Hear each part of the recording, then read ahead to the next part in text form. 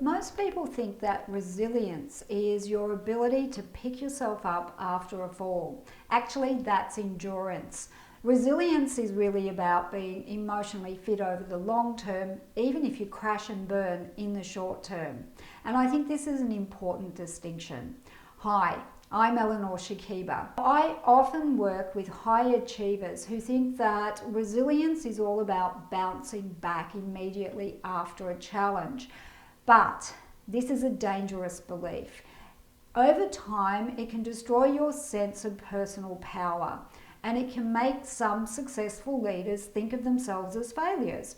It also can make strong people feel weak. So what you need to do instead is understand that resilience is about using pathways thinking. So let's explain this by imagining that you're driving to work.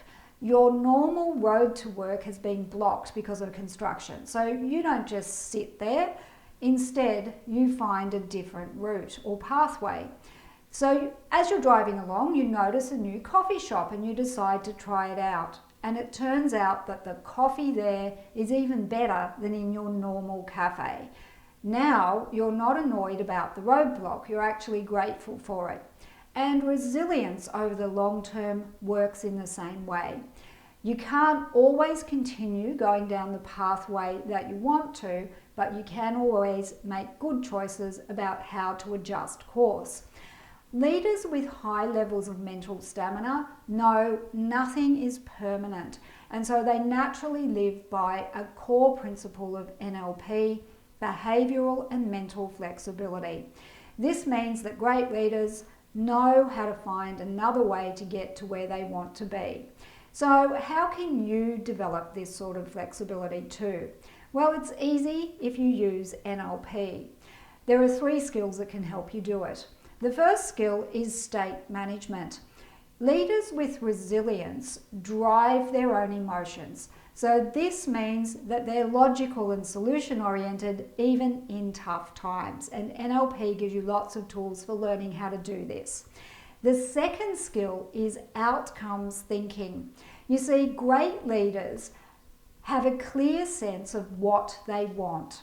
They don't fixate on blocks or barriers or problems that stop them getting there. Instead, they focus on what success will look like and sound like and feel like. And NLP provides a really clear and simple process for doing this successfully. And then the third skill is logical levels thinking.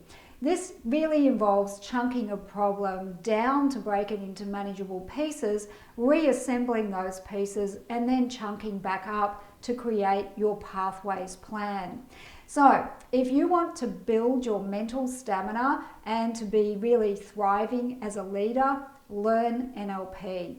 It'll give you skills to thrive over the long term, no matter how big the challenges you face in the here and now. For more tips on building your mental stamina, download a copy of my free ebook, The Mental Stamina Playbook. Click on the link to get your copy.